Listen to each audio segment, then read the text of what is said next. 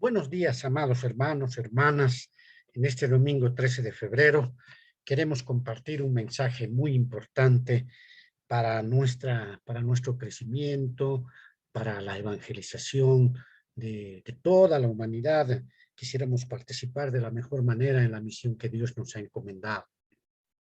Bien, dentro de esta misión de evangelismo, una de las cosas trascendentales que debemos tener en cuenta es que debemos conocer a Dios, ¿no? Creo que nuestro propósito debe ser conocer a Dios. ¿Cuán poco se dedica a este tema, a analizar este tema de conocer a Dios? Nuestra fe sería sin fundamento si no conoceríamos a aquel en el cual tenemos fe. Entonces, el mensaje de hoy día lo he titulado Yo Soy, basado en el libro de Éxodo capítulo 3, del verso 2 adelante hasta el 30 más o menos, donde sucede un hecho muy importante, es la aparición de Dios a través de una zarza. Le aparece a Moisés.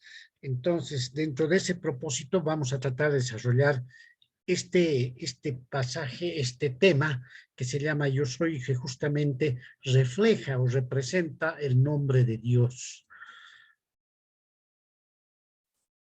Bien, entonces la prédica se llama Yo Sé, Yo Soy. Vamos a hablar de un contexto, de un cuerpo y de una conclusión. Dentro del cuerpo nosotros vamos a tocar el nombre de Dios, el ser de Dios y la seidad de Dios. Y tendremos una conclusión al respecto. Nuestro eh, versículo clave, base, digamos, va a ser Éxodo 3:14, donde cuando Moisés le preguntó a Dios y le dijo cuál es tu nombre o a quién voy a presentar yo cuando vaya a presentarme al pueblo de Israel. Y Dios le dijo, les respondió y le dijo, yo soy el que soy. Y dijo, así dirás a los hijos de Israel, yo soy, me envió a vosotros. Entonces, esta expresión tan particular que la he puesto en mayúsculas, yo soy, nos va a reflejar muchas cosas importantes del conocimiento de Dios. Veamos un poco el contexto. En el versículo 2 del capítulo 3, ¿no? Nos relata un poco cómo sucede esta situación. Y dice, y se le apareció el ángel de Jehová en una llama de fuego en medio de una zarza, y él miró y vio que la zarza ardía en fuego y la zarza no se consumía.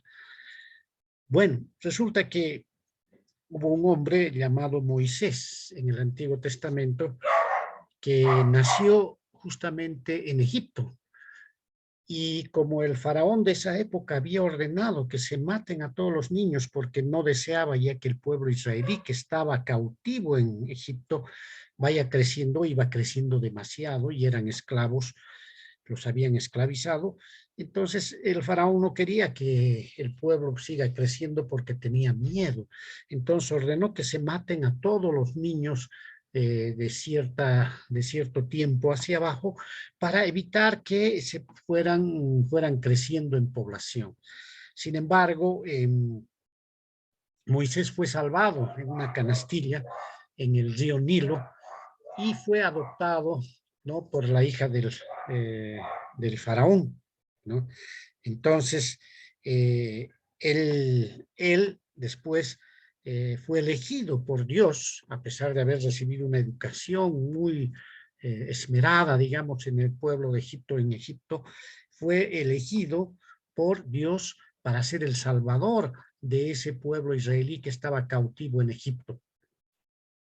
Sin embargo, fue elegido cuando tenía 80 años y después de estar en Egipto, ¿no?, tendría más o menos 40 años, se vio involucrado en un incidente y tuvo que escapar de Egipto y se fue a pastorear, ¿no?, a una región, sí, donde él se casó, tuvo sus hijos y después cuando tenía 80 años, justo cuando estaba pastoreando por la zona, se le apareció el ángel de Jehová en una llama de fuego en medio de una zarza, y él miró y vio que la zarza ardía en fuego y la zarza no se consumía.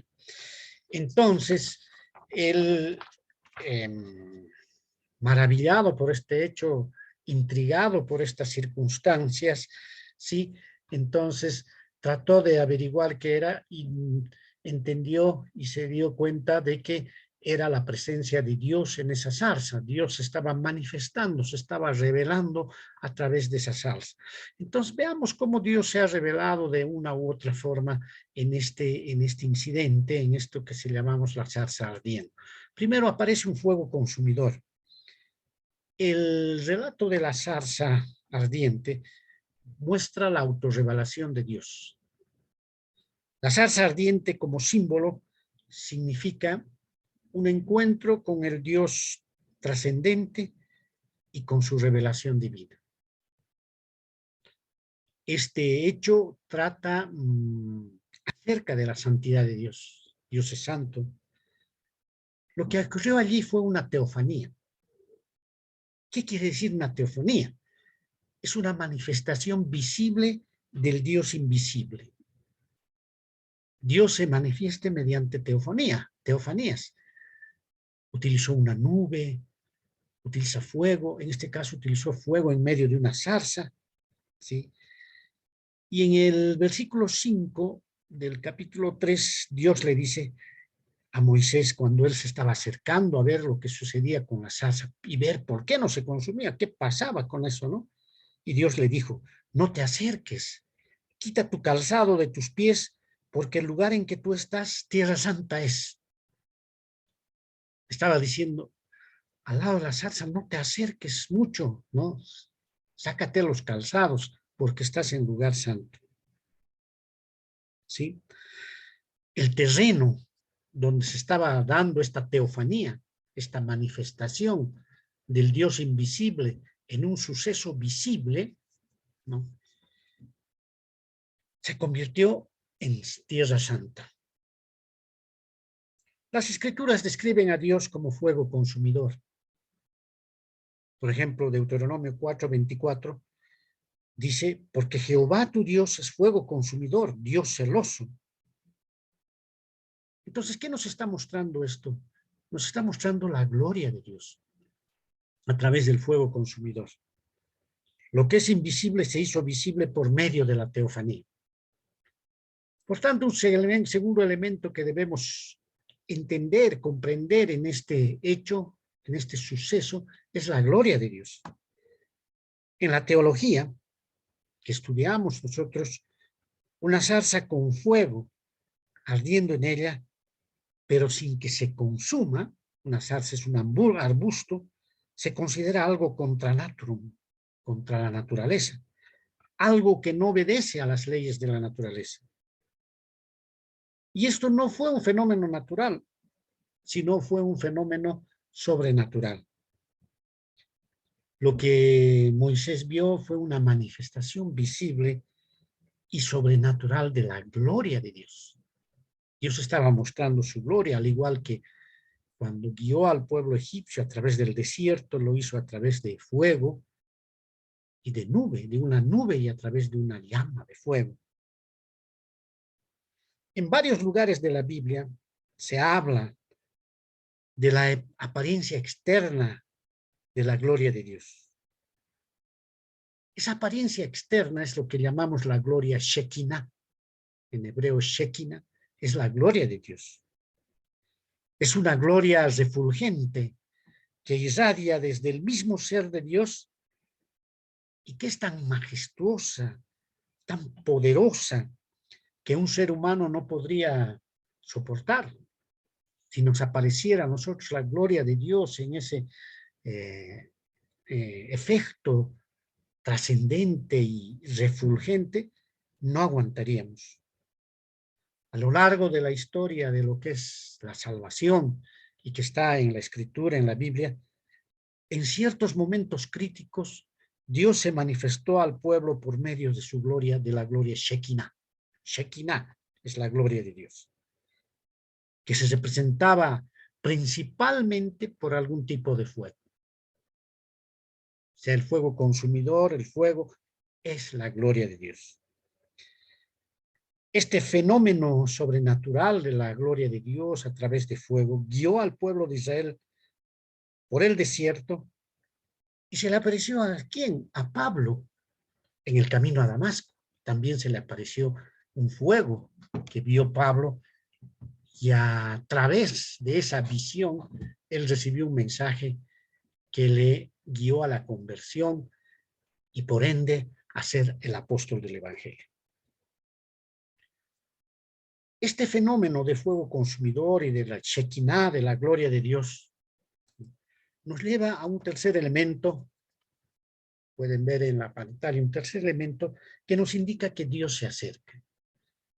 Dios es un ser relacionado, es un ser trascendente que quiere ir más allá de lo externo, porque está por encima y más allá del orden creado. Se refiere a su majestad exaltada, a su modo de ser otro, de ser diferente. Dios es diferente a todas las cosas que crea. No podemos decir que somos iguales 100% que Dios. Tenemos su imagen, su semejanza, pero no podemos decir que somos dioses. Dios es inmanente, además de trascendente, es inmanente, porque no es una deidad remota que existe por ahí en algún lugar al oriente del sol y al poniente de la luna, sino que Dios se hace presente. Por eso es inmanente, está cerca de nosotros.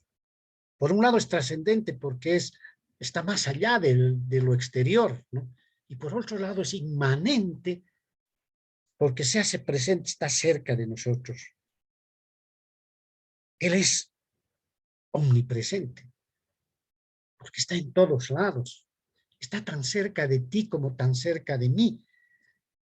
Tan cerca de cualquier hermano y cualquier persona. Está tan cerca físicamente, aunque no lo veamos. Está cerca de todos porque es omnipresente.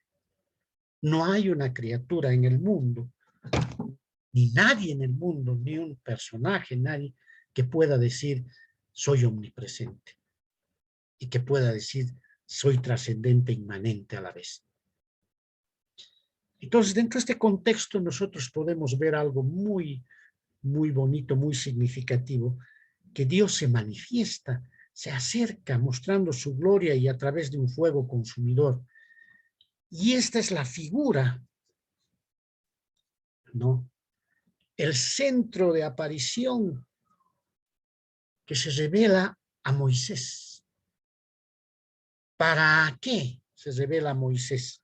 Moisés fue el más grande profeta del Antiguo Testamento y Dios se le revela para qué, para darle una misión. ¿Y cuál era la misión? Ser el salvador, el liberador del pueblo de Egipto, justamente de la esclavitud que estaba viviendo en Egipto.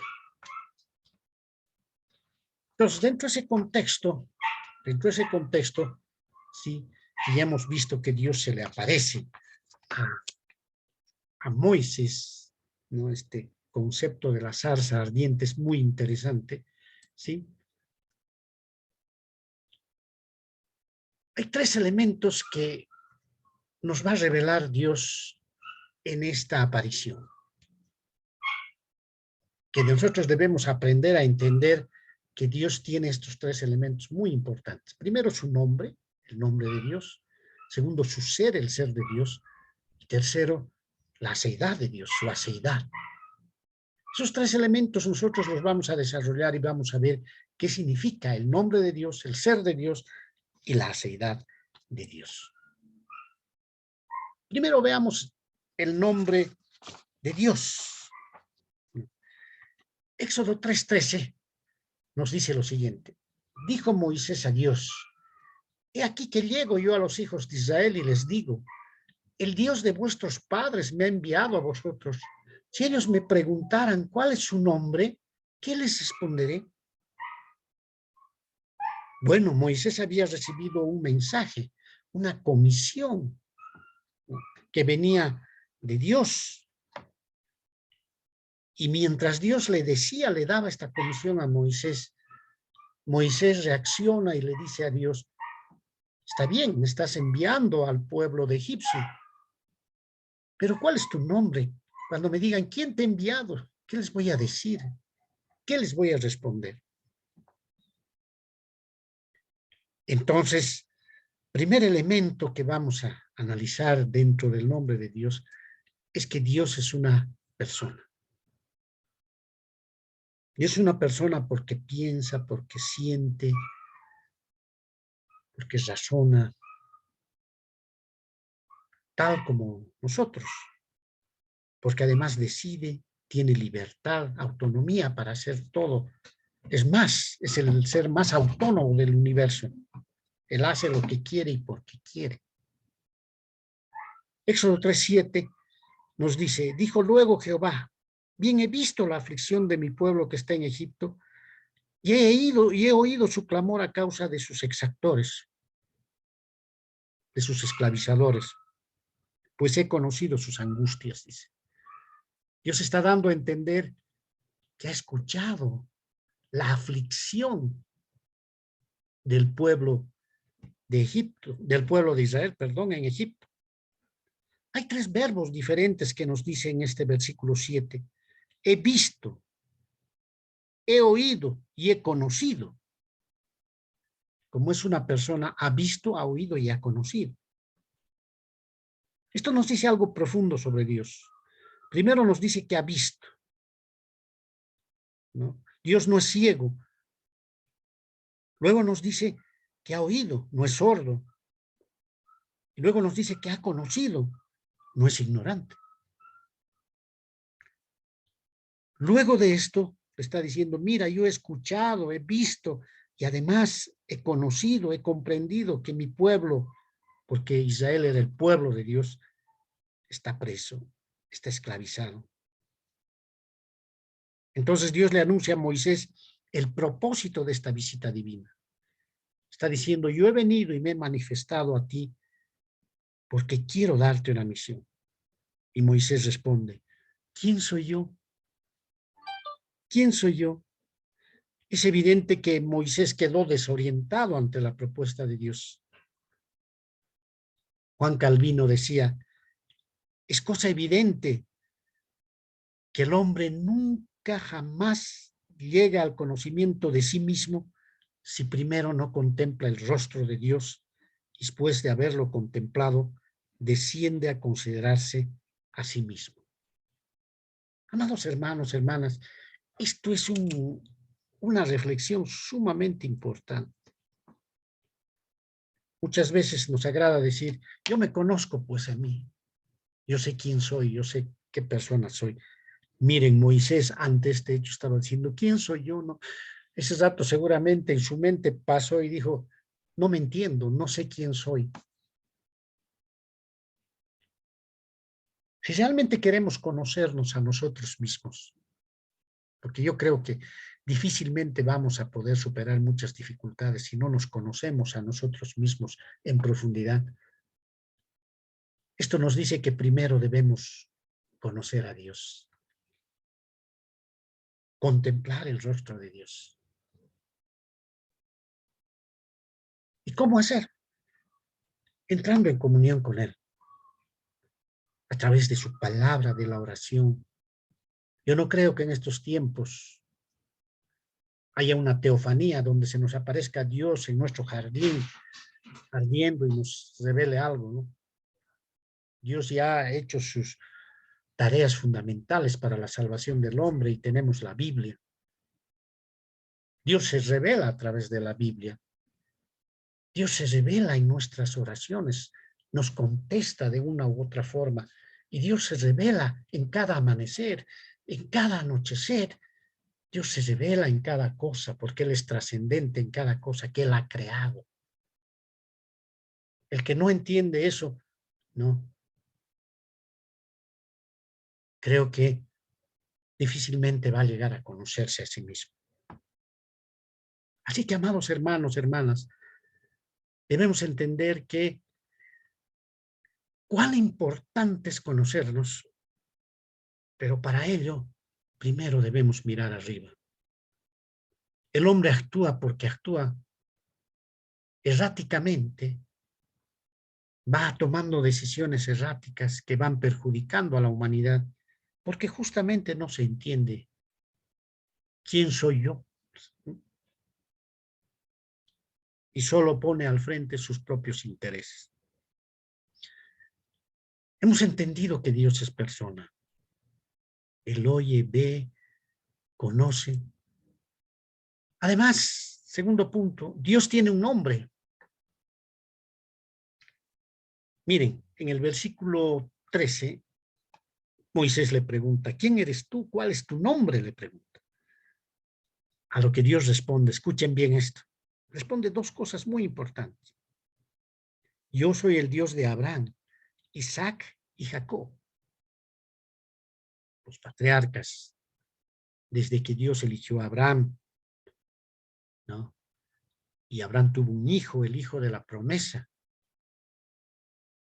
Isaac tuvo dos hijos, Jacob y Esaú, pero el elegido, el primogénito, elegido en este caso fue Jacob, que era el menor en relación a Esaú.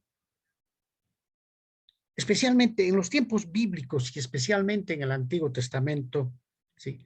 Los nombres de la gente revelaban aspectos de su identidad y su carácter. Por ejemplo, Dios le cambió el nombre a Abraham. Abraham se escribía sin H. Por Abraham, con H. Abraham. Y le dijo, pues te he constituido en padre de una multitud de naciones, le dijo. Entonces la palabra Abraham significaba padre de una multitud de naciones. Padre de una multitud.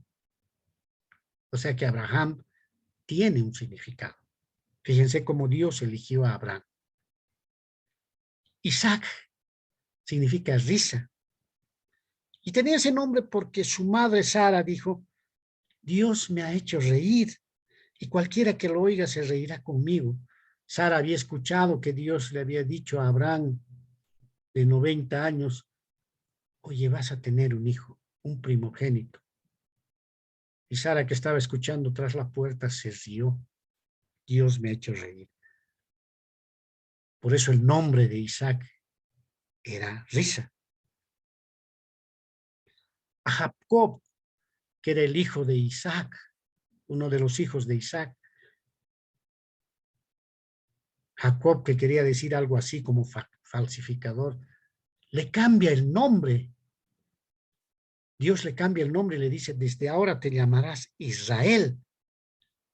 Israel quiere decir el que lucha con Dios, porque él en una visión luchó con Dios y se descoyuntó un hueso de la cadera, ¿sí? En esa lucha, pero luchó con Dios, el que lucha con Dios. Y Jacob fue el padre de las 12 tribus de Israel a través de sus hijos. Moisés era un hombre que significaba sacado de las aguas, porque Moisés de niño fue rescatado de las aguas del río Nilo. Dios jamás eludió responder cuál era su nombre, sino que dijo, escuchen bien esto, ¿no? Yo soy el que soy. Cuando Moisés le dijo, ¿cuál es tu nombre? Yo soy el Dios de Abraham, de Isaac, de Jacob, y yo soy el que soy, le dijo. Este nombre se relaciona con el nombre personal de Dios, Yahvé. En realidad, el hebreo antiguo no utilizaba vocales. Entonces, el yo soy era IH, WH, que se llamaba el tetragramatón, 4 letras. Posteriormente se le pusieron vocales que se sacaron de otros nombres de Dios, que es Adonai, ¿no? Y de ahí se sacó el nombre de Yahvé. Yahvé, que quiere decir yo soy el que soy. Así que lo primero que Dios revela sobre sí mismo es que Él es personal. Puede ver, puede oír, puede conocer, puede hablar, se puede relacionar con sus criaturas. Es un ser relacional. Es el Dios que sacó a su pueblo de la esclavitud en la tierra de Egipto. Es un Dios que tiene un nombre y una historia. Ese nombre maravilloso, yo soy, Yahvé, ¿no? Es el que se ha ido componiendo y lo que nos ha llegado a nosotros como Jehová. Y que los judíos de esas épocas no querían ni pronunciar porque era muy sagrado para ellos. Entonces preferían llamarle Adonai a Dios, Señor.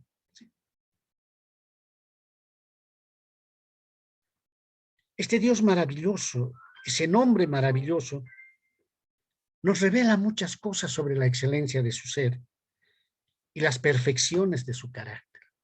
Es un ser perfecto. Si preguntáramos a los santos de la antigüedad y les pidiéramos que nos dijeran lo que saben de Dios, nos responderían simplemente, Yahvé, yo soy el que soy. Yahvé, yo soy el que soy. Ese es el nombre de Dios. Entonces, amados hermanos, hermanas, estamos viendo algo muy importante, que Dios es una persona, no es un ser intrascendente, no es un ser que no tiene una razón de ser en el universo, que no tiene un propósito, sino que es una persona y además tiene un nombre, el yo soy. Y vamos a ir profundizando sobre esto, ¿no? Dios tiene un nombre. Esto es muy hermoso, este estudio, y yo creo que vale la pena que lo conozcamos. Segundo aspecto dentro de nuestro cuerpo de la prédica es que esta palabra yo soy revela algo, pero sumamente importante, ¿no? El principio de adoración. Perdón, revela el ser de Dios, discúlpeme, el ser de Dios. Y el versículo 14 de Éxodo, ¿no? Estamos viendo que Dios responde, y respondió Dios a Moisés, yo soy el que soy. Y dijo, así dirás a los hijos de Israel, yo soy, me envió a vosotros. Dios no está negando el decir quién ha enviado, sino yo soy, les está diciendo. Ahora entendamos un poco más qué es este yo soy, aparte de ser el nombre de Dios. Primero, el principio de adoración. ¿Por qué una persona adora a Dios? Hagámonos esa pregunta. ¿Por qué una persona adora a Dios? Es fácil amar a Dios, estar agradecidos con Él y adorarle. ¿Por qué es fácil? Por las cosas maravillosas que ha hecho en la historia y nuestra historia personal, por todo lo que nos da. Pero la reverencia cristiana por Dios no se eleva al punto de llegar a ser una verdadera adoración. Hasta que el cristiano adora a Dios, no por lo que ha hecho, sino por lo que Dios es en su majestad trascendente. O sea, podemos decir que Dios es maravilloso porque ha hecho la luna, las estrellas, se ha revelado en todo el universo, nos da el aire para respirar, nos provee de todo, de fruto en la tierra, todo. Merced a su gracia, recibimos todo aquello. Es fácil adorar por eso y decir adoro, pero esa adoración no es tan fuerte. Pero cuando conocemos a Dios, lo adoramos porque es, no solamente por lo que ha hecho. Yo adoro a Dios por lo que Él representa, por lo que Él es. Y lamentablemente en el mundo, el ser humano, los hombres, no conocen a Dios por lo que es. Simplemente conocen a Dios de una manera referencial. No lo conocen bien. Es más, los que se dicen ateos no conocen nada de Dios, a pesar que en el fondo saben que Él existe. Entonces, adoremos a Dios por lo que es, no por lo que ha hecho, por lo que Él representa, por su ser, el ser de Dios, por lo que Él es. Sigamos hablando de esto. ¿Qué es Dios? Es el ser perfecto. Ser perfecto. Dios es el ser más perfecto. La perfección no admite grados. No puedo decir es medio perfecto o menos perfecto o más perfectito. No, no admite grados. Todo lo que Dios es, todos sus atributos, su omnisciencia, su omnipresencia, su omnipotencia, su eternidad, su sencillez, son sin defecto. No tienen alguna mezcla de imperfección. Un Dios perfecto nos ha creado. Un Dios perfecto ha hecho el universo. Un Dios perfecto ha hecho las leyes que rigen el funcionamiento del mundo y del universo. Por tanto, Dios está ahí como un ser perfecto. No hay mudanza en Dios. No hay imperfección, un mínimo, una gota de imperfección en nuestro Dios. Vayamos entendiendo más este concepto de ser. El ser y la nada. Hubo un filósofo francés, Jean-Paul Sartre, que escribió un libro, El ser y la nada. Para él, bueno, no existía Dios, no existía nada. Lo único que existía, lo único real para él era la muerte. Él fue uno de los precursores de la visión existencial del mundo, ¿no? Uno tiene que ser y disfrutar de la vida, punto, porque más allá no hay nada, decía. Y nosotros sabemos, ¿no? Nos podemos hacer la pregunta, ¿hay algo en lugar de la nada? Si yo digo, allá no hay nada, no podemos decir que hay algo, habría una contradicción. No puede haber algo donde no hay nada, ¿no? Menos, la vida no puede surgir de la nada. Algo tiene que ser, ¿no? En su observación, el salmista dice, cuando contemplo los cielos, por ejemplo, obra de tus dedos, la luna y las estrellas que tú has formado, digo, ¿qué es el hombre para que de él te acuerdes? Y el hijo del hombre para que lo visites. A ver, mirando la inmensidad, los cielos, todo obra de los dedos de Dios. Dios ha hecho algo visible de lo invisible. Romanos capítulo 1. Dios es el único ser que supo hacer de la nada. Por eso creó el universo de la nada. Ex nihilo se llama, de la nada. Dios es el único que pudo hacer aquello. La inmensidad del cielo lo abrumaba al salmista cuando decía, contemplo los cielos. Lo hacía sentir insignificante ante la vastedad que podía percibir, y así nos sentimos cuando miramos el universo. ¿Por qué el universo entero no es solo espacio vacío, sin nada en él? ¿Por qué no podría ser un vacío sin nada? La respuesta es Génesis 1:1. ¿Qué nos dice Génesis 1:1? En el principio, cuando el mundo estaba, el universo estaba en tinieblas, seguramente en la nada, en el principio creó Dios los cielos y la tierra. Dios hizo que haya, que exista, que sea algo en esa nada. Esto quiere decir que en la creación todo tiene un principio, porque Dios le dio ese principio. Dios es el creador del tiempo. Por eso dice en el principio. Él inventó el principio.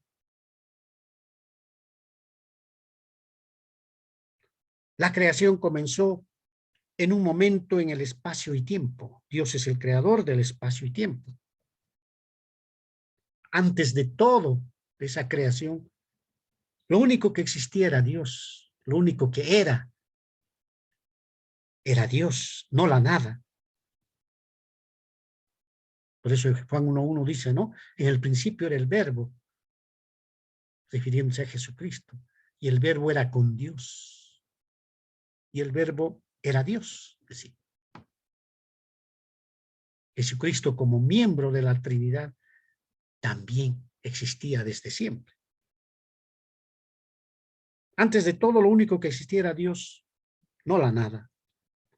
No es que no había nada, había Dios. Era Dios. En el principio era Dios. Y el principio ocurrió porque este Dios eterno lo creó todo. Todo lo que había antes y siempre es una manifestación del ser de Dios, del ser. ¿Qué quiere decir? Decir, ser, existir. Pienso, luego soy. Luego existo, decía Descartes. Dios no le dijo a Moisés, mi nombre es hace mucho tiempo yo era, ahora soy y también tengo futuro. No. El yo soy no admite tiempo. Hace tiempo yo era pues hace tiempo, ahora soy y no sé qué seré a futuro. No, Dios existe en el pasado, presente, para él no hay tiempo. Dios se presentó en términos del eterno presente. Dios siempre está presente en una eternidad. Yo soy el que soy, por eso dice. Soy la personificación del verbo ser, que en hebreo es hayá. Ser. ¿No? Parménides, un filósofo, decía que lo más importante es entender que lo que es. Nada puede existir aparte del ser puro, es decir, del ser sin cambios. Nada puede existir aparte del ser puro, o sea, de Dios. Los filósofos, a veces sin tener la mentalidad de Dios, estaban admitiendo la existencia de Dios, de ese ser maravilloso. Los humanos somos criaturas de cambios. Permanentemente estamos cambiando. Somos variables. Hoy sí, mañana no. Esta es una diferencia clave entre los humanos y Dios. La verdadera diferencia entre Dios y la humanidad está en ser. Solo Dios tiene un ser en sí mismo y por sí mismo. Solo Dios puede decir yo soy. Nosotros somos mutables. Hoy día puedo ser y mañana no ser. Hoy día puedo ser Rafael y mañana no ser Rafael porque he cambiado mi nombre o ha pasado algo. O he fallecido, lo que sea, ¿no? Sí. ¿Se dan cuenta, amados hermanos? Por eso Dios dijo su nombre, yo soy. Por ese ser, el verbo hayá en hebreo, ser. Bueno, ya hemos estudiado el nombre de Dios y el ser de Dios. Y digo estudiado porque realmente estamos tratando de entender esto, que puede ser complejo, filosófico, todo eso, pero que nos da la idea, nos pone en la mente lo que significa Dios para nosotros y para nuestras vidas. Aquel ser perfecto totalmente, en el cual no hay mutación, no hay cambio, y en el cual debemos fiarnos sin ninguna condición. Confiable al 100%. Por eso sus promesas que están en la Biblia vienen de ese ser maravilloso, trascendente, inmanente, que a la vez que está alejado de nosotros, está cerca de nosotros, porque es omnipresente y además trascendente, porque no se parece a ninguna cosa creada por él mismo, tiene otros atributos que están fuera de la cosa creada, ¿no? Bien, Dios no es nada, por si acaso, no estoy diciendo que no podemos compararlo con la nada, ¿no? ¿Sí? Dios existe y es, por siempre y para siempre. Vayamos al tercer punto. La tercera atributo de este nombre yo soy, la seidad de Dios. En Éxodo 3:15, Dios le dice a Moisés, además dijo Dios a Moisés, podemos leer en la pantalla, dicen, así dirás a los hijos de Israel, Jehová, el Dios de vuestros padres, el Dios de Abraham, Jehová ya sabemos que viene de Yahvé, ya está transliterado, un poco ya acomodado, con algunas vocales. Jehová, el Dios de Abraham, Dios de Isaac y Dios de Jacob, me ha enviado a vosotros. Este es mi nombre para siempre, para siempre. Lo he subrayado, este es mi nombre para siempre. Con él se me recordará por todos los siglos. Yo soy Jehová, Yahvé. Aquí hay dos conceptos muy importantes para entender la seidad de Dios. La seidad tiene que ver con su eternidad, ¿no?, que vamos a analizar. Primero, la autocreación. Podemos hacernos la siguiente pregunta. ¿Qué era antes de comenzar a ser? O sea, ¿qué había antes de la nada? Alguien puede decir nada. Antes de que las cosas fueran creadas, ¿qué había antes? La única opción es decir que no era, ¿no? ¿Qué había antes de lo que era? Lo que no era, podría decir. Lo cual significaría violar un precepto fundamental de la ciencia. Y que quiere decir ex nihilo fit, nada proviene de la nada. Y es cierto, si yo tengo nada ahí, nada puede salir de la nada. Para que salga algo tiene que haber algo. Para que haya una enfermedad tiene que haber un síntoma, tiene que haber una causa. Si un científico dice que saca algo a partir de la nada, en ese momento deja de ser científico. Hay una ley causa-efecto. Todo efecto tiene una causa. Una enfermedad tiene una causa. Un dolor de estómago tiene una causa. Todo tiene una causa. Pero si veíamos al mundo como una cadena de causa-efecto, ¿no? Primero un eslabón de la cadena efecto y el eslabón anterior es la causa, y de esa causa el eslabón anterior es su precausa, y así todo causa-efecto. La cadena en algún momento tendría que comenzar con alguna causa, ¿no? O la cadena tendría que ser al infinito. Entonces la primera causa es Dios. La primera causa de todo es Dios. Dios siempre ha existido. Siempre ha habido Dios. Eso tal vez nos puede decir, pucha, ¿cómo podemos imaginar? Pero es la única explicación que podemos entender por qué ahora tenemos el mundo. Los evolucionistas dicen que de la nada ha surgido, ¿no? Y no puede haber, de la nada no puede surgir nada. Tiene que surgir de algo. Y ese algo, esa primera causa es Dios. Si Dios existe, no podemos ser autónomos. Y si no podemos serlo, entonces no podemos ser realmente morales. Yo si fuera autónomo, ¿qué importa mi moralidad? Otra cosa es que tengo libertad, libre albedrío, pero no soy autónomo. Dependo de muchas cosas. Yo me levanto, no vivo, necesito de aire, oxígeno para respirar. Necesito la luz del sol. Soy un ser dependiente. De en vano decimos de que somos libres. La existencia de Dios no es algo intelectual, sino moral. Nada puede ser autocreado. Nada. Dios no es autocreado. Un ser que se creó a sí mismo. No. Dios siempre existió. No hay autocreación. Nadie puede crearse por sí mismo. Nada. Amados hermanos, quiero que entendamos esto. No hay en el mundo un ser o algo, un elemento que pueda significar autocreación, que se haya creado a sí mismo. Por tanto, la única explicación para el universo es la autoexistencia. Autoexistencia. La autoexistencia es un concepto opuesto a la idea de autocreación, que en la teología se llama aseidad, la autoexistencia. Dios autoexiste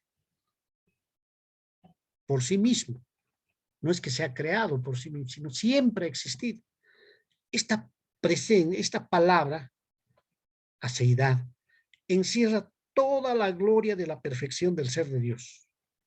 Lo que hace que Dios sea diferente a los humanos, a las estrellas, a los terremotos y a cualquier otra cosa creada, es a que Dios y solo Dios tiene aceidad, tiene autoexistencia. Solo Dios existe por su propio poder. Solo Dios existe por sí mismo. Nadie lo hizo ni provocó su existencia. Leí un libro del doctor Ravi Zacharias y Norman Geisler, y el libro tiene este título significativo que dice: ¿quién creó a Dios? Si leen el libro atentamente, van a leer toda una serie de argumentos que se dan en el libro, en todo el libro, y al final la respuesta: ¿quién creó a Dios? Nadie, porque nadie puede crear a Dios. Nadie lo hizo ni provocó su existencia. Dios existe en sí mismo y por sí mismo. Dios existe en sí mismo y por sí mismo. Esa es su aceidad.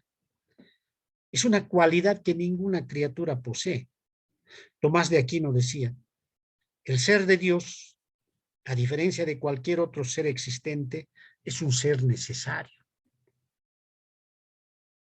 Y un ser necesario es un ser que no puede no ser. No hay no ser. Sino es un ser, que tiene que ser. Por eso es necesario. Existe por la simple necesidad de su ser eterno, de su aceidad. El ser de Dios no solo es necesario ontológicamente, o sea, en el pensamiento, sino que también es necesario lógicamente. Por lógica, alguien tuvo que crear el universo, y ese alguien tenía que ser eterno, autoexistente.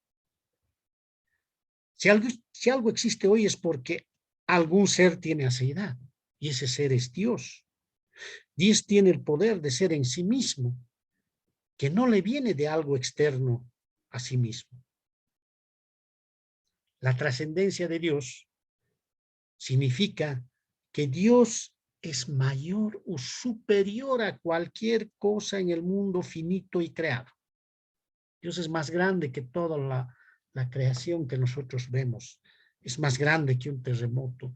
Es más grande que cualquier cosa. Y ese algo tiene que ser eterno. Y si es eterno es porque no puede dejar de ser. Si Dios es autoexistente, eterno, puro, entonces Dios es, por definición, trascendente. Es por eso que Dios se llama a sí mismo Yo Soy. La aceidad de Dios. Bien, amados hermanos, he querido ser breve en este pequeño estudio que espero que les edifique y les motive a creer en ese ser maravilloso que es Dios. Y que nos traiga una luz a nuestra mente de quién es Dios. Yo sé a quién he creído, por eso diría Pablo, ¿no? Yo sé a quién he creído. A Dios. A veces nosotros ponemos nuestra confianza, nuestra fe en seres humanos, en políticos, en hombres, en motivadores, en todo. Pero yo sé a quién he creído. A este ser autoexistente maravilloso, a este ser trascendente, el Yo Soy. Concluyamos. Hemos visto en la primera parte de esta prédica, de este mensaje, que Dios le había elegido a Moisés para libertar al pueblo de Egipto. Y así nos ha elegido Dios para libertarnos del pecado. Dios quería libertar a Israel de la esclavitud del Egipto, del pueblo egipcio. Y a nosotros nos ha elegido como su pueblo, como sus hijos, para ser libertados del pecado, de la esclavitud del pecado. Por eso Dios, en su ser trascendente e inmanente, nos dice, como dice en Éxodo 3:17, y he dicho, yo sacaré de la aflicción de Egipto a la tierra del Cananeo, del Eteo, del Amorreo, del Fereceo, del Ebeo y del Jebuseo, a una tierra que fluye leche y miel. Dios estaba diciendo, voy a sacar al pueblo de Israel, le voy a llevar a una tierra donde todo es abundante, donde hay leche, hay miel, hay todo. Pues Dios te ha dicho a ti, amado hermano, hermana, quiero sacarte de esa esclavitud del pecado y llevarte a una tierra espiritual donde mana leche y miel. Así te está diciendo Dios. Entonces, concluyamos. Primero, ¿quién es Dios?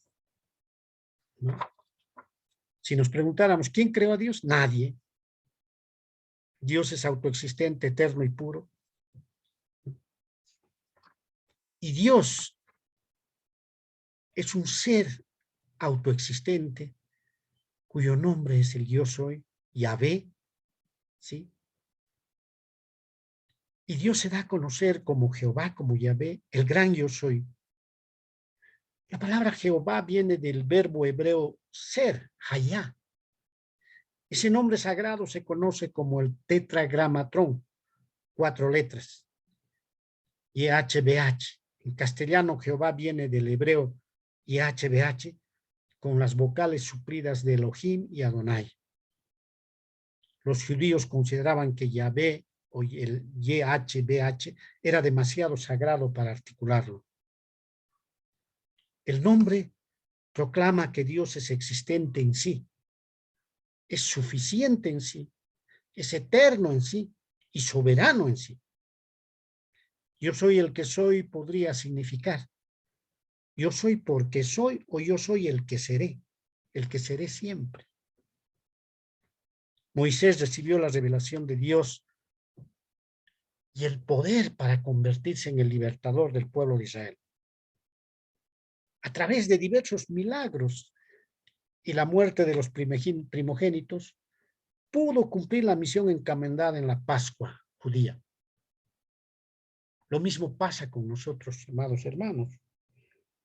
Nosotros podemos recibir la libertad de esa esclavitud del pecado a través de un libertador que es Jesucristo, a través de un sacrificio en la cruz. Moisés es un tipo de Moisés, es una figura de Moisés, una figura de Jesucristo, perdón. ¿Quién es Dios? Ese ser autoexistente, que nadie lo creó, que existe porque por sí mismo y que es una persona cuyo nombre es Yahvé, es Dios, y que quiere cuidarte, quiere hacerte su hijo. Que por amor está desesperado a cuidarte y hacerte tu hijo. El nombre de Dios, segunda conclusión, es Yahvé, Jehová, que quiere decir yo soy, ¿no? Después hemos aprendido que Dios es el creador de todo, ex nihilo, de la nada, Él creó. Es el sustentador y Él nos saca de toda aflicción a la tierra que fluye leche y miel. Como dice Éxodo 3:17. Os sacaré de la aflicción de Egipto. Y finalmente, podemos decir que en el Nuevo Testamento la revelación de Dios se hace a través de su Hijo Jesucristo, y Jesucristo es Dios. Es el miembro de la Trinidad, el segundo miembro de la Trinidad. Por eso, aunque Dios tuvo un nombre humano, que era Jesús, y como nombre divino era el Mesías, el Christus, el ungido, de ahí viene el nombre de Jesucristo, pero Jesucristo, en resumen, su nombre es Yo Soy. En el texto griego del Evangelio de Juan, uno de los evangelios más teológicos, encontramos un total de 23 veces la afirmación yo soy, del griego ego eimi. Ego eimi quiere decir yo soy. 23 veces. Por ejemplo, El capítulo 6, Cristo dice, yo soy el pan de vida, yo soy. En el capítulo 8 dice, yo soy la luz del mundo. En el capítulo 10 dice, yo soy la puerta de las ovejas. En el capítulo 10 dice, yo soy el buen pastor. En el capítulo 11 dice, yo soy la resurrección y la vida. En el capítulo 14, Jesucristo dice, yo soy el camino, la verdad y la vida. En el capítulo 15 dice, yo soy la vid verdadera. Si ustedes leen detenidamente el Evangelio de San Juan, encontrarán 23 veces el nombre de Jesucristo donde dice yo soy. Por tanto, Cristo es Dios. Es aquel ser maravilloso que es autoexistente igual que el Padre, porque participa de la misma naturaleza, la misma esencia que el Padre. Bien, amados hermanos, ¿quién creó a Dios? Nadie. Dios es autoexistente, eterno y puro. Muchas gracias, amados hermanos. Dios los bendiga siempre. Recuerden a quién hemos creído. Al yo soy. Aquel Dios que se reveló al pueblo de Israel y que ha tenido la bondad y la magnificencia de revelarse a nosotros a través de su palabra y de muchas maneras. Y de Jesucristo su Hijo. Que Dios los bendiga y muchas gracias.